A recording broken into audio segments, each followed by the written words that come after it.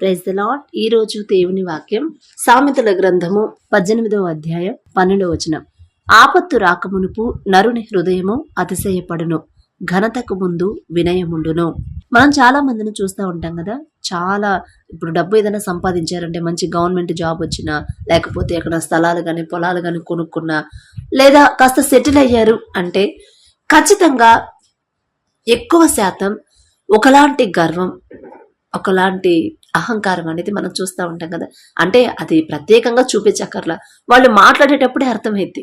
అయితే ఇట్లానే ఇప్పుడు ఈ మాటకు తగ్గట్టు ఒక సంఘటన జరిగిందండి. ఆపత్తు రాకమునుపు నరుని హృదయము అతిశయపడును.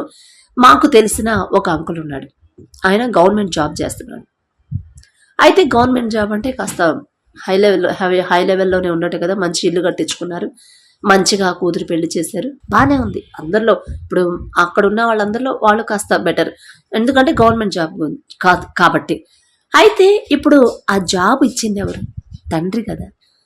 అంతమంది ఉన్నా కూడా తండ్రి జాలిపడి, అంటే వాళ్ళ భార్య చాలా ప్రేయర్ఫుల్, ఆ అంకుల్ వాళ్ళ భార్య చాలా ప్రేయర్ఫుల్. సరే, ఆమె ప్రార్థన చేస్తుంది కదా, సరే ఇంతగా అడుగుతుంది, ఇద్దాంలని ఏదో తండ్రి కృప చొప్పున ఇచ్చాడు. ఇచ్చినప్పుడు మరి ఉద్యోగం వచ్చింది. ఎవరి వల్ల వచ్చింది? మనం ఏమన్నా తెలివిగల వాళ్ళమా? మనం ఏమైనా బలం గల వాళ్ళమా? మనం ఏమైనా శక్తి గల వాళ్ళమా? మనం ఏమైనా జ్ఞానవంతులమా? కాదు కదా. ఏదో దేవుని కృపను బట్టి తండ్రి జాలిపడి మనకు ఉద్యోగం ఇచ్చాడు.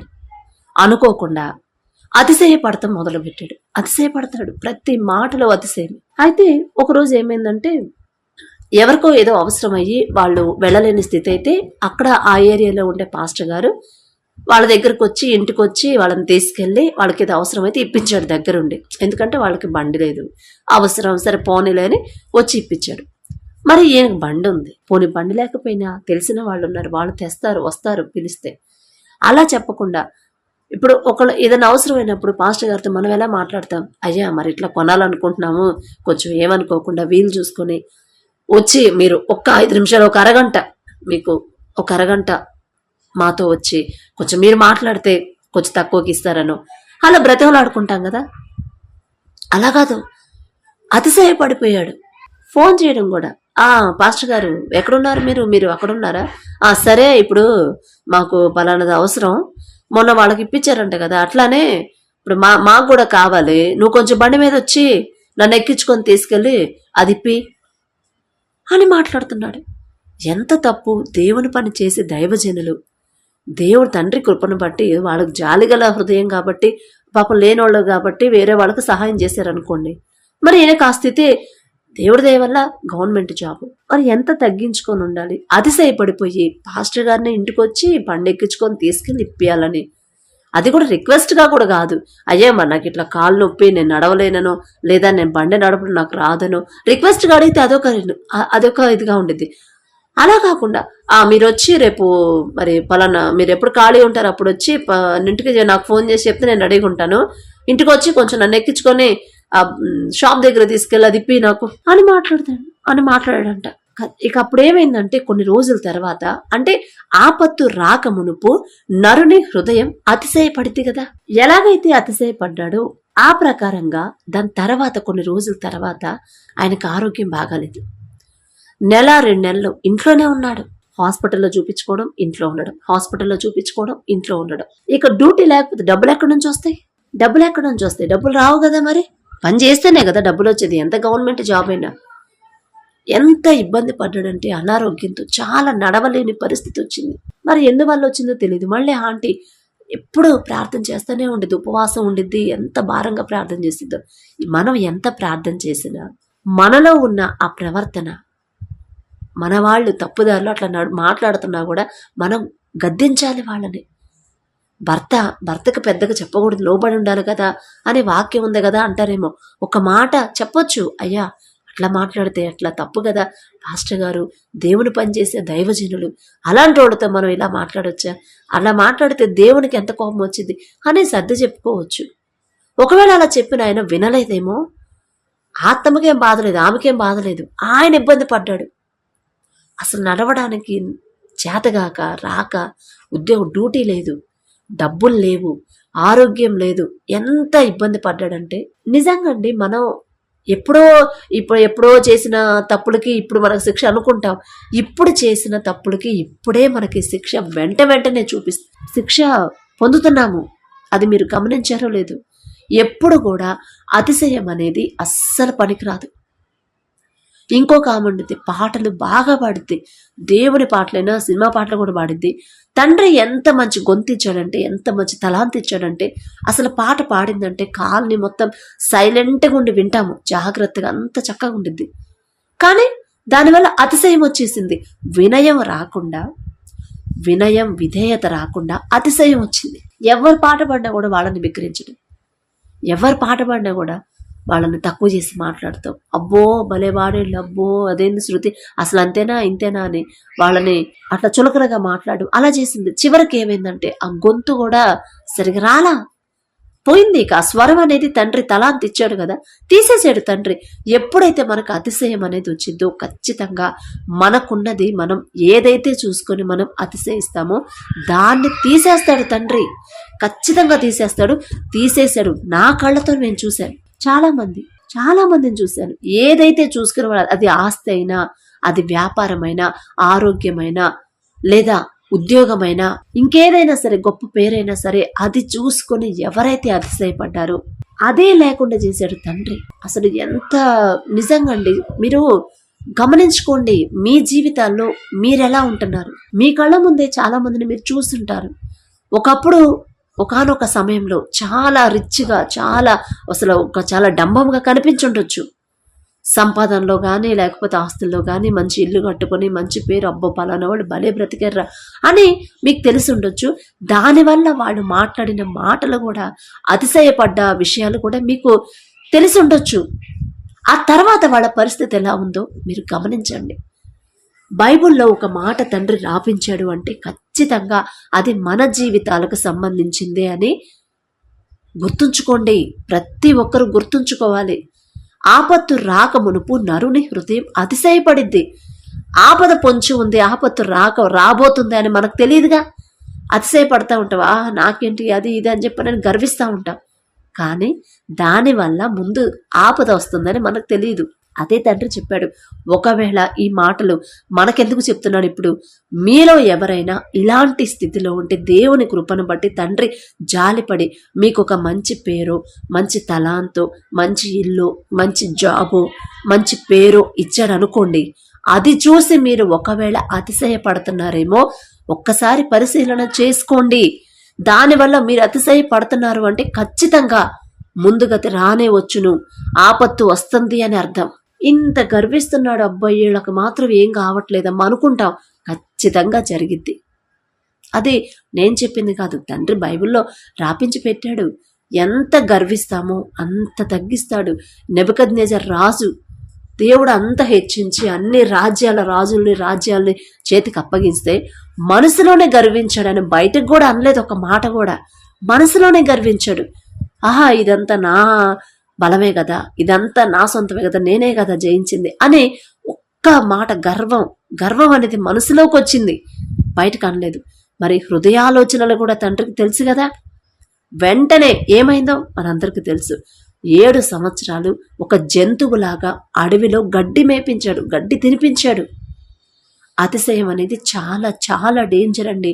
మనం ఎన్నైనా కొనుక్కోవచ్చు, మనకి ఎంతైనా ఉండొచ్చు, ఎంత పెద్ద బిజినెస్ అయినా, ఎంత పెద్ద కంపెనీ అయినా, మన కింద కొన్ని 100 మంది పనిచేసే వాళ్ళు ఉన్నా, ఉద్యోగస్తులు ఉన్నా, మనమే ఒకళ్ళకి కొన్ని లక్షల ఉద్యోగాలు ఇచ్చే స్థితిలో ఉన్నా కూడా మనం మాత్రం వినయంగానే ఉండాలి. ఇక్కడ దాని తర్వాత మనం చదివితే ఘనతకు ముందు వినయం ఉండును.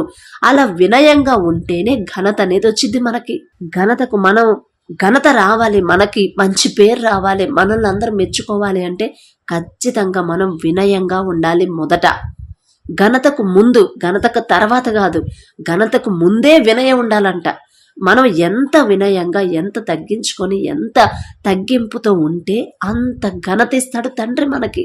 ఎవరైతే మనల్ని చులకనగా చేసి మాట్లాడారు, ఎవరైతే మనల్ని దూషించారు, ఎవరైతే మన మీద లేనిపోని మాటలు నిందలు వేశారో వాళ్ళ ముందే మనకి ఘనత ఇస్తాడు, ఇవ్వబోతున్నాడు తండ్రి. మరి మీలో ఎవరున్నారో, ఆ సమస్యలు ఇలాంటి పరిస్థితుల్లో ఎవరున్నారో, అందరు నన్ను అందరు నన్ను బాధ పెట్టేవాళ్ళే, అందరు నన్నే అనేవాళ్ళు, నా మనసు ఎవరు అర్థం చేసుకోవట్లేదు, నా మీదే అందరూ పడి నన్నే అందరూ ఏడిపిస్తున్నారు, నన్నే బాధ పెడుతున్నారు, నన్నే అని మీరు అనుకుంటున్నారేమో. అమ్మా, నువ్వు వినయంగా ఉండు బాబు, నువ్వు వినయంగా ఉండు, నేను నీకు ఘనత ఇవ్వబోతున్నాను అని తండ్రి చెప్తున్నాడు. అతిశయపడే వాళ్ళకి ఒక మాట చెప్తున్నాడు, నరుని హృదయమే అతిశయపడిద్ది. మనసులో అతిశయం ఉన్న, పైకి బాగా మామూలుగా ఉన్నా కూడా లోపల ఉండిద్ది గర్వం. ఆ లోపల గర్వాన్ని చూసే తండ్రి నెబుకద్నెజరు రాజుని దింపేశాడు. అసలు ఒక మామూలు మనిషి గడ్డెవరు తింటారండి? ఎవరన్నా తింటారా? ఎంత లేని పరిస్థితి అయినా కనీసం తిండికి లేక, తినడానికి లేక అడుక్కునే వాళ్ళు కూడా గడ్డి తినరు కదా. గడ్డి తినేది ఎవరు? గడ్డి జంతువులు తింటే జంతువుతో సమానంగా చేశాడు అంత గొప్ప రాజుని. అలా తండ్రి ప్రతి ఒక్కరి హృదయాన్ని పరిశోధిస్తూ ఉంటాడు, పరిశీలన చేస్తూ ఉంటాడు. మన హృదయంలో ఏముంది అని చూస్తాడు.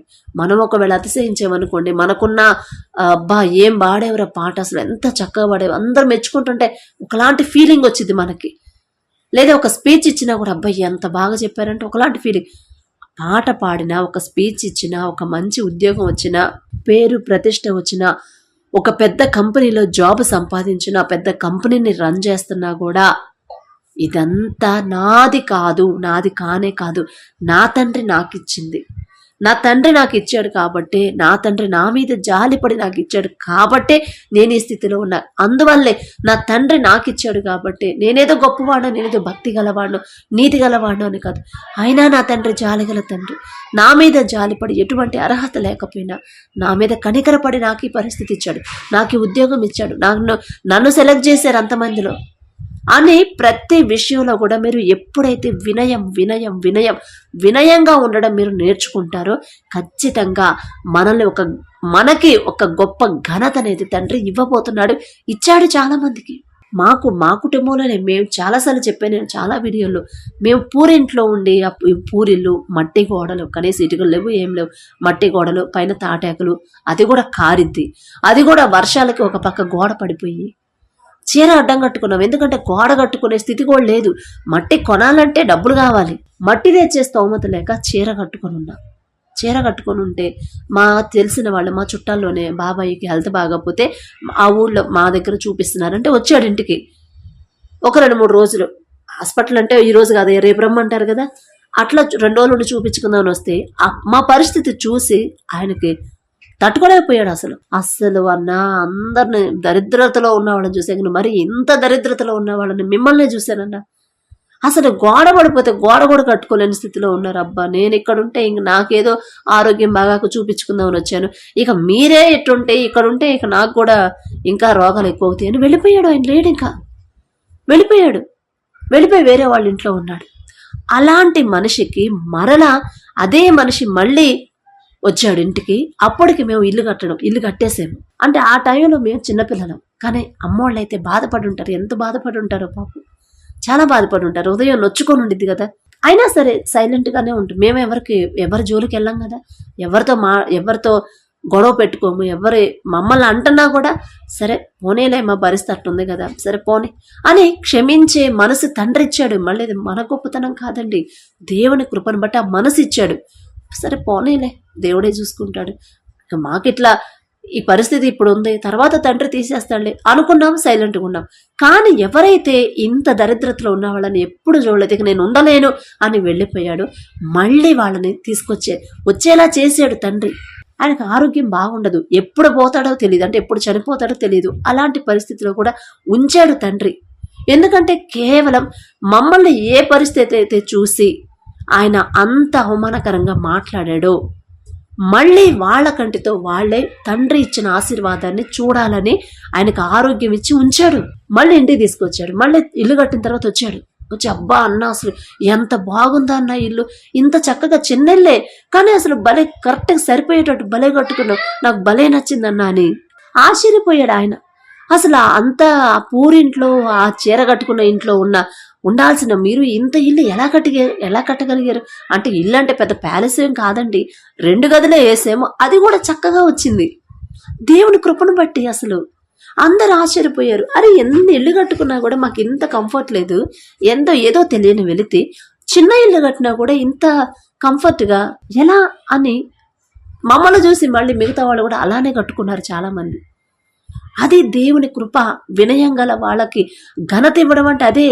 వినయంగానే ఉంచాడు తండ్రి. ఆ మనసే తండ్రి ఇచ్చిందే. ఆయన ఆశ్చర్యపోయాడు. అసలు ఆ పరిస్థితి ఎక్కడ, ఈ పరిస్థితి ఎక్కడ, అసలు ఎలా ఇది సాధ్యమని ఆశ్చర్యపోయాడు. దేవుని కృప అయ్యా, నాదే ఉంది. అప్పుడు నేను ఎట్లా ఉన్నాను, ఇప్పుడు అంతే ఉన్నాను. నా తండ్రి కృపను బట్టి కట్టగలిగాను. తండ్రి ఏర్పాటు చేసిందని చెప్పాడు. మా దగ్గరకు వచ్చి నేను వెళ్ళిన 1 సంవత్సరం తర్వాత ఆయన చనిపోయాడు. ఇక అప్పుడు మళ్ళీ ఆరోగ్యం పాడైపోయింది, చనిపోయాడు. ఎక్కడైతే మనం తక్కువ చేయబడతామో, ఎక్కడైతే మనం తగ్గించబడతామో, ఎక్కడైతే మనం నిందించబడతామో, ఎక్కడైతే మనం అవమానపడతామో అక్కడే నిలబెడతాడు తండ్రి. వాళ్ళ ముందే మనల్ని హెచ్చిస్తాడు. వాళ్ళ దృష్టిలో మనల్ని గొప్ప చేస్తాడు తండ్రి. అందుకే మీరు మీ మనసంతా కూడా మీకున్న ఆర్థిక సమస్యల మీదో, అప్పుల మీదో, అనారోగ్యం మీదో ఉంచొద్దు. తండ్రి మీద ఉంచండి. మనం అదే చేయలేకపోతున్నాం, అదే మన వల్ల కావట్లేదు. దేవుని మీద మనం మనసు ఉంచలేకపోతున్నాం. మీరు ఏ పని చేస్తున్నా కూడా, మీరు పడుకున్నా కూడా, మేల్కోకున్నా కూడా, మీరు నడుస్తున్నా, మాట్లాడుతున్నా, లేకపోతే ఏదైనా పని చేస్తున్నా కూడా, ఇల్లు ఉడుస్తున్నా, గిన్నెలు కడుగుతున్నా, వంట చేస్తున్నా, ఏ పని చేస్తున్నా కూడా దేవుని గురించి ఆలోచించండి. దేవుని గురించి ఆలోచించండి. నేను దేవునితో ఎక్కువ సమయం గడపలేకపోతున్నానే అని బాధపడుతున్నారు కొంతమంది. అప్పుల గురించి ఆలోచించి దేవునితో గడపలేకపోతున్నానని ఒక సిస్టర్ పెట్టింది. అసలు దేవునితో గడపడానికి మనకు టైం ఎందుకు సరిపోదు? ప్రార్థనలో ఉంటేనే దేవునితో గడిపినట్ట, మందిరంలో ఉంటేనే దేవునితో గడిపినట్ట, మీటింగ్స్కి అటెండ్ అయితేనే దేవునితో గడిపినట్ట కాదండి. మనం ఏ పని చేస్తున్నా కూడా తండ్రిని జ్ఞాపకం చేసుకోవచ్చు, తండ్రితో మాట్లాడవచ్చు. నేను ఒక్కదానే మాట్లాడుకుంటాను, పిచ్చిదానిలాగా అనుకుంటారు చాలామంది. వాళ్ళు 100 అనుకోనివ్వండి. నా తండ్రి, నేను ఎక్కడున్నాను, నేను హాస్టల్లో, నన్ను కనీసం అన్నం కూడా పెట్టలేని స్థితిలో మా అమ్మ నాన్న ఉండి నన్ను హాస్టల్లో పెట్టారు. ఒక అనాథలాగా హాస్టల్లో ఉంచారు. హాస్టల్లో అయితే 3 పూట్ల అన్నం పెడతారులే, చదువు చెప్తారులే ఫ్రీగా అని హాస్టల్లో పెట్టారు. అక్కడ కూడా మళ్ళీ పార్షియాలిటీ. కాస్త ఉన్నత స్థితిలో ఉన్న వాళ్ళు మమ్మల్ని తక్కువ చేసి చూసేవాళ్ళు. అలాంటి వాళ్ళ ముందు, వాళ్ళల్లో ఇప్పుడు నన్ను ఒక మంచి స్థితిలో ఉంచాడు తండ్రి. వాళ్ళకి ఆశ్చర్యం, అరే నువ్వు అక్కడ ఎట్లా లేవే, నీకు అంత మంచి సంబంధం వచ్చిందా, అంత మంచి స్థితి ఎలా వచ్చింది, అలా ఆశ్చర్యపోతున్నారు. అది మనుషులకు సాధ్యమేనా? కాదండి. మన తండ్రికి సమస్తము సాధ్యమే. అలా పడేలా హెచ్చిస్తాడు తండ్రి మనల్ని. కానీ మన ధ్యాస అంతా దేవుని మీద ఉంచాలి. అప్పుడు ఉన్నాయి ఆర్థిక సమస్యలు ఉన్నాయి. అవి ఎందువల్ల వచ్చాయో మీకు తెలుసు. అవి మీ సొంత ఆలోచన అయితే క్షమాపణ అడగండి అని తండ్రి మనకి హెచ్చరించాడు. మరి క్షమాపణ అడుగుతున్నారో లేదో తెలియదు. దేవుని గురించి ఆలోచించండి. మీరు ఏ పనిలో ఉన్నా కూడా దేవుని గురించి ఆలోచన చేయండి. మనుషుల గురించి ఆలోచించద్దు. సమస్య గురించి ఆలోచించారంటే ఖచ్చితంగా నేను చెప్తున్నాను, జవాబు అనేది రాదు. సమస్యకు పరిష్కారం అనేది రాదు. సమస్య గురించి ఆలోచిస్తే విశ్వాసాన్ని కోల్పోతున్నారు. విశ్వాసం పోతుంది, ఇక పోయిద్ది. మనం సమస్య గురించి ఎక్కువ ఆలోచిస్తే దేవుని గురించి ఆలోచించి సమస్యకి పరిష్కారం పొందండి. కాబట్టి కళ్ళు మూసుకొని ప్రార్థన చేద్దాం. కృపగల దేవా మీకే స్తోత్రం, రాజాది రాజా మీకే స్తోత్రం, దేవాది దేవా మీకే స్తోత్రం నా తండ్రి. మరి వాక్యం ద్వారా ప్రభ మాతో మాట్లాడిన దేవా మీకే స్తోత్రం. ఏ పాటి వారం నా తండ్రి, మరి ఎవరి పరిస్థితిలో ఉన్నారు మీకు మాత్రమే తెలుసు నా తండ్రి. మరి బిడ్డలు ఎవరైనా అవమానకరంగా మాట్లాడుతున్నారని భయపడుతున్నారేమో, బాధపడుతున్నారేమో, దుఃఖపడుతున్నారేమో, వాళ్ళతో మీరు ధైర్యంగా నా తండ్రి ఒక ధైర్యాన్ని ఇస్తున్నారమ్మా. ఇప్పుడు నేను అవమానకరంగా మాట్లాడుండొచ్చు, తర్వాత నువ్వు వినయం కలిగి ఉండు, నీకు నేను ఘనత ఇవ్వబోతున్నాను. ఒకవేళ నీకు మంచి స్థితి, నీకున్న స్థితిని చూసుకొని, నీకున్న జాబ్ని చూసి గర్విస్తున్నావేమో, అలా అతిశయపడొద్దు. జాగ్రత్త, ఆపత్తు వస్తుందని ప్రభు మీరు గద్దిస్తున్నారు. ఎంత గొప్పగా మమ్మల్ని సరిచేస్తున్న దేవా మీకే స్తోత్రం. ఏ పాటి వారం నా తండ్రి, ఇంత జాగ్రత్తగా మమ్మల్ని చూడడానికి మేమెంత, మా భక్తి ఎంత నా ప్రభు. అందుని బట్టి మీకే స్తుతి స్తోత్రాలు చెల్లించుకుంటూ అడిగే అర్హత, పొందుకునే అర్హత లేని వాళ్ళం అయినా సరే యేసు నామములో అడుగుచున్నాము తండ్రి. ఆమేన్.